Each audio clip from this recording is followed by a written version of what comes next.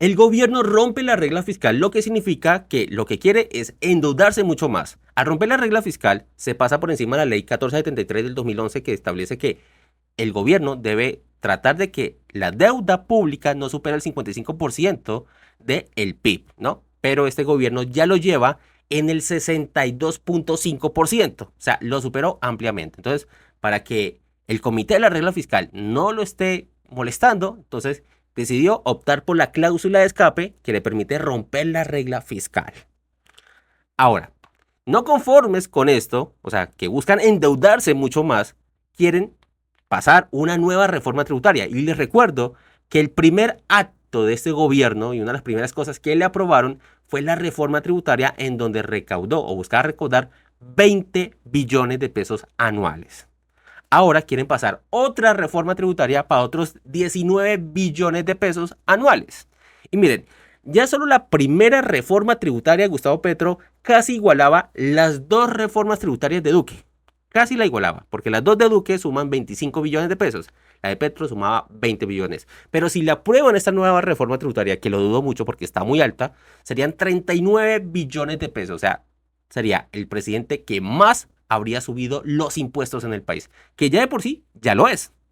Realmente ya es el presidente que más ha subido los impuestos en nuestro país. Ahora, tenemos que asumir una consecuencia bastante grave y es que Gustavo Petro ha tomado varias decisiones económicas muy perjudiciales tanto para su propio gobierno como para el resto de personas.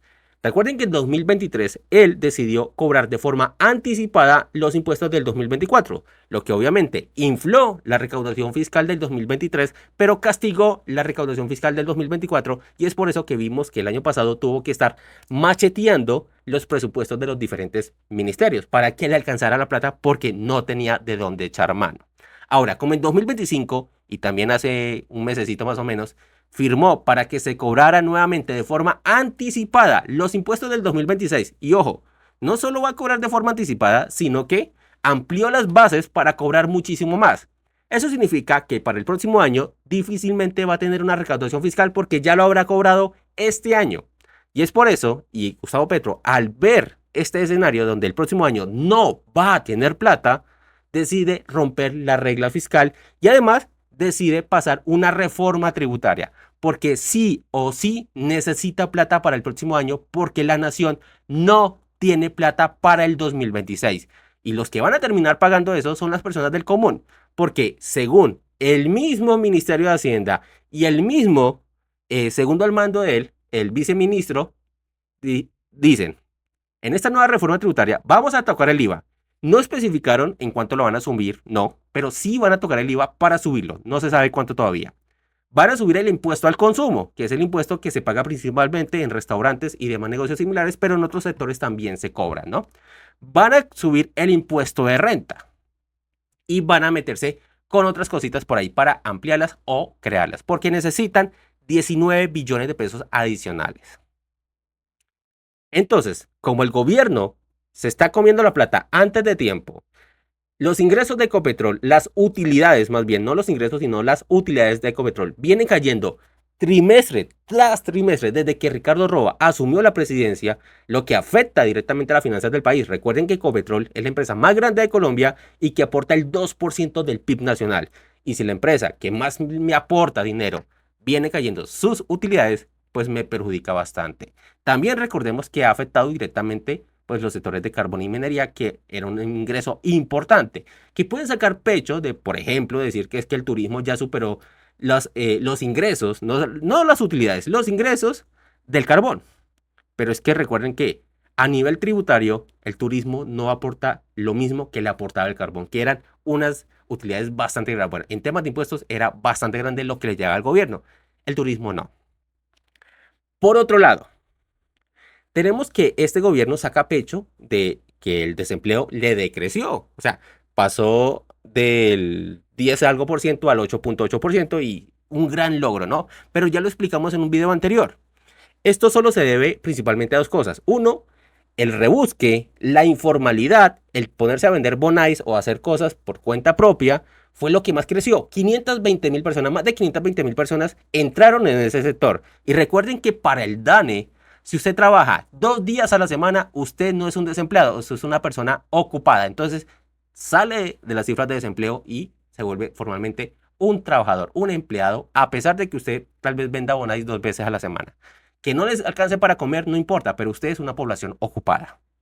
Entonces, lo que más crece es eso en Colombia. Y adicionalmente, lo segundo que más crece es el empleo público. Que recuerden que puede que sea empleo, pero digamos, a nivel de finanzas públicas, a nivel de finanzas nacionales, el empleo público no es un ingreso, es un gasto y un gasto bastante grande. Por eso no sirve el empleo público para, digamos, mejorar las condiciones del Estado, sino cualquier Estado del mundo lo que haría sería contratar a todas las personas y tenemos desempleo cero.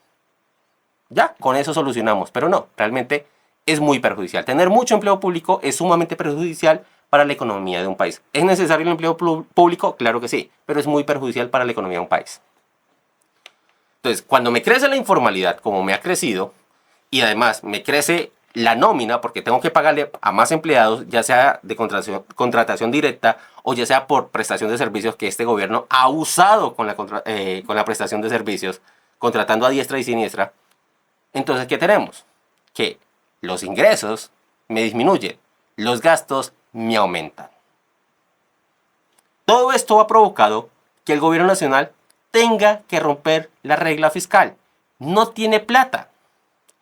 Yo recuerdo que hace unos años el senador Gustavo Petro decía, si no se roban la plata alcanza.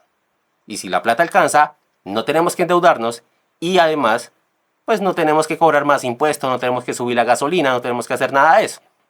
¿Qué pasa? Este es el gobierno al que menos le ha alcanzado la plata y tengo, digamos, los datos que lo respaldan.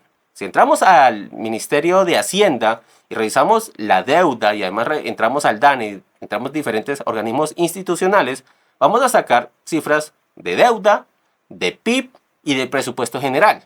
Y si revisamos eso, nos damos cuenta que mientras que otros gobiernos mantenían unas finanzas bastante saludables, las ha deteriorado. Entonces, si entramos al Ministerio de Hacienda, en donde podemos encontrar la información correspondiente a la deuda, aquí nos dice que en el gobierno, en los 2 años y medio de este gobierno, porque el último informe de deuda del Ministerio de Hacienda es del 28 de febrero de 2025, y me dice que esta deuda está en 1.035 billones de pesos, o sea, la recibe en 825 billones y la sube en solo 2 años y medio a 1.035 billones de pesos. Eso es un crecimiento brutal.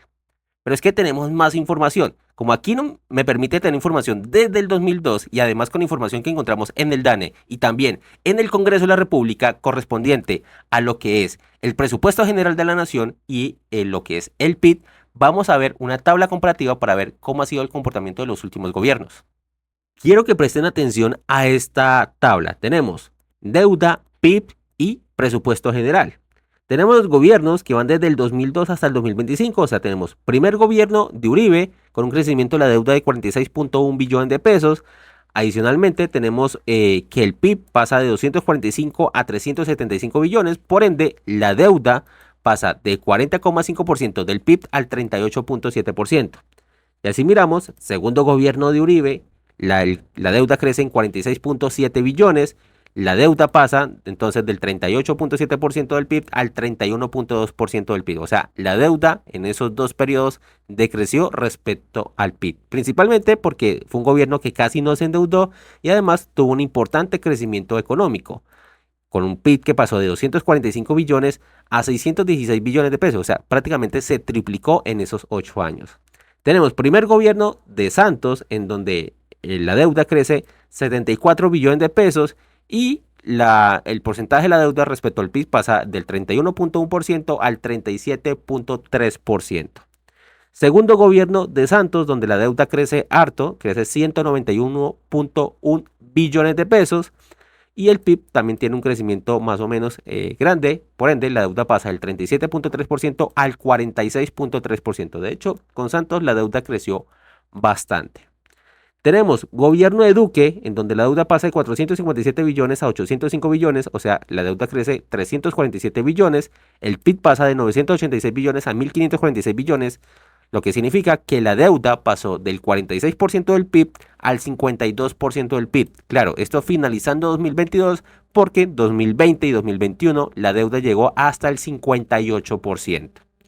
Finalmente tenemos los 2 años de este gobierno, cuya deuda pasó de 805 billones a 1035 billones hasta febrero, porque entre febrero y junio la deuda ha crecido bastante, pero hasta febrero el ministerio nos muestra 1035 billones de pesos, lo que significa que la deuda hasta febrero creció en 230 billones de pesos, mientras que el PIB entre el 2022, bueno, lo que sería 2023 y 2024 pasa de 1.546 billones a 1.657 billones en esos 2 años, lo que significa que la deuda pasa del 52.1% del PIB al 62.5% del PIB.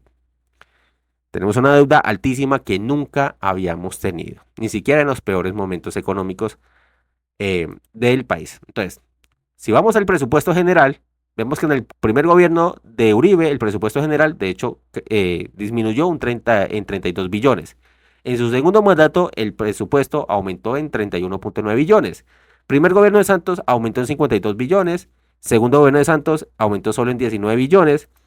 Gobierno de Duque creció en 91.5 billones de pesos, tuvo un crecimiento enorme en esos 4 años, pero es que vamos en los 2 años de este gobierno, crece más de 110 billones de pesos, lo que es el presupuesto general. Entonces, con esa tabla nos damos cuenta que el PIB prácticamente no ha tenido un crecimiento, realmente solo creció en 2 años solo 100 billones de pesos, y tenemos en cuenta que en 4 años del gobierno de Duque creció en 600, pues ese está bastante quedado en crecimiento del PIB.